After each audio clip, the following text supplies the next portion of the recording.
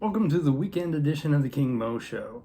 So today we're going to be talking about beer, and we're also going to talk about athletics and running. Reminder, sign up for the Happy Half, the Happy 5K, and when you're training, what goes good with training? Beer. But beer isn't necessarily healthy.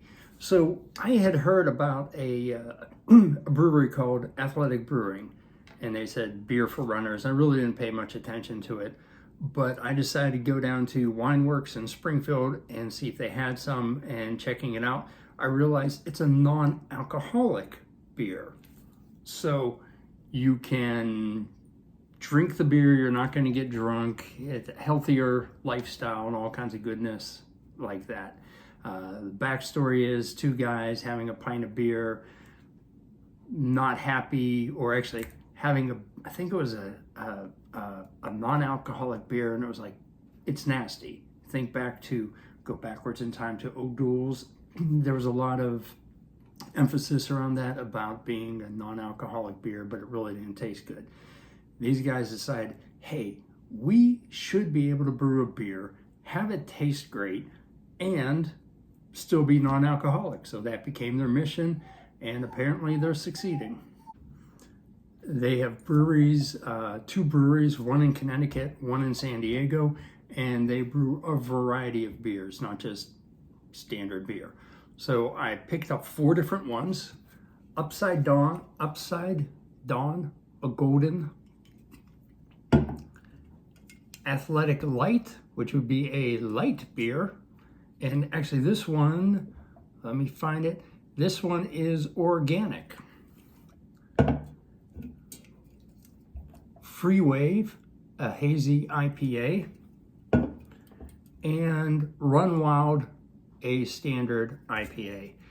Now, for the tasting, I didn't think it makes sense for me to taste the Free Wave and Run Wild, so I'm going to have 2 other people taste those ones for me, because I'm still going to just come back and go, I probably really don't like them. But these are going to fit into the types of beers that I like. I like lots of different types, but these will just be, I'd say, Miller Lite-ish, and then Budweiser-ish, probably Budweiser with more flavor, similar to Happy Place. So I'm going to give these 2 a try. They also do good work, because the whole thing about Athletic, 2% of all the sales goes to restoring local trails. I'm assuming that's local trails in Connecticut and San Diego, and not my local trails, but still a cool thing. So let's give this a try here. So we're starting off with the golden first. Actually, I lied. I'm pouring the golden first. But as far as sampling goes, I'm going to start with the light beer. That would make more sense. Okay. And hey, we could even do some color comparisons between the 2 of them.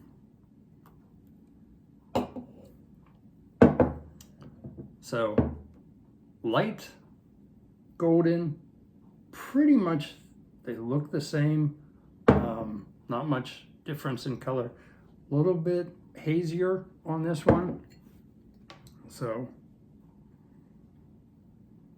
it smells like beer.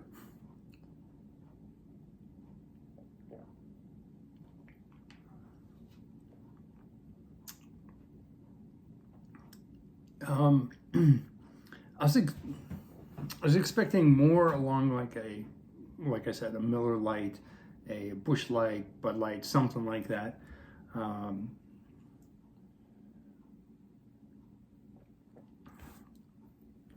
Not quite like that.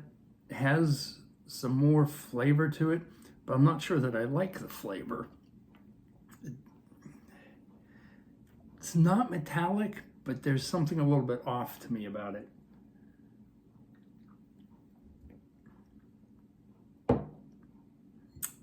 All right, let's try the golden.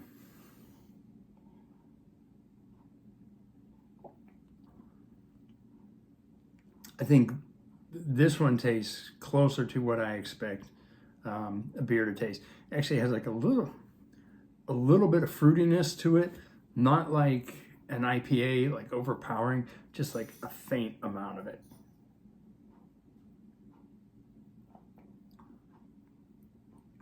I could probably drink this one. I don't think, I'm gonna try it again. And the beautiful thing is, I could drink this can, I can drink that can. I'm not gonna get drunk, so I'll still be good on this.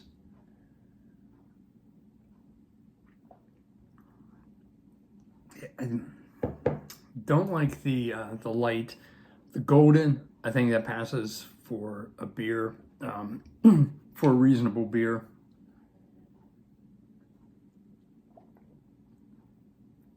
Yeah, it has a little, really faint bit of fruitiness, probably from whatever that word is, the hops.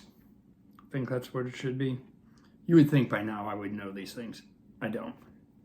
But anyways, one of the things that makes me wonder, if you're familiar with the beer mile, you drink a beer, run a quarter mile, drink a beer, quarter mile, drink a beer, quarter mile, drink a beer, quarter mile to run a whole mile.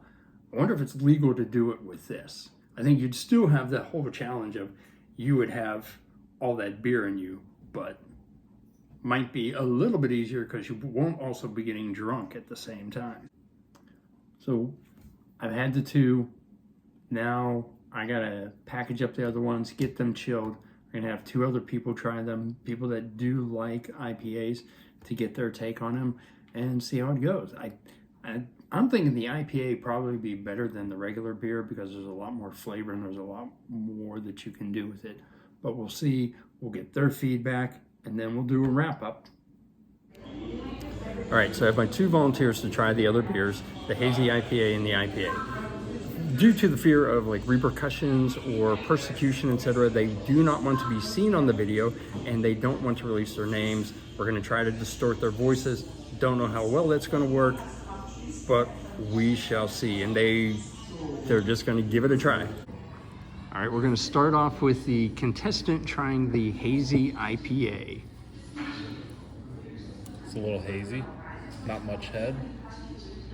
That could be due to the person who poured the beer, which would be me. These are blind tastes. They don't know what they're trying. Little tropical fruit on the nose.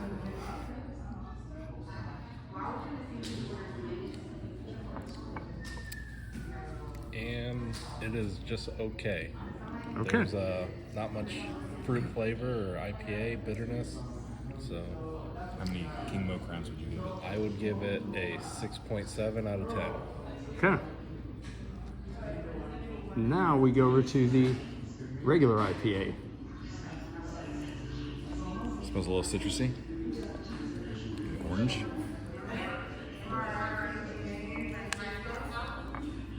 Very citrusy.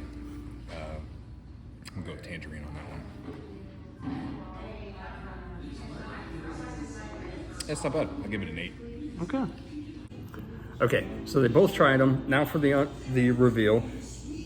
With a 6.7 out of 10, Athletic Brewing's, oh, I'm sorry, I pulled the wrong one. This was the one that originally got an 8. It was later downgraded to a 7. Athletic Brewing's Run Wild IPA, non-alcoholic beer. And then for the 6.7 was the Free Wave Hazy IPA, non-alcoholic beer. So I guess I would call them drinkable because both of them, they didn't immediately hate it. So there you have it. Drinkable, not great. The light one was nasty. The golden one was good. So that's all. Enjoy the rest of your weekend.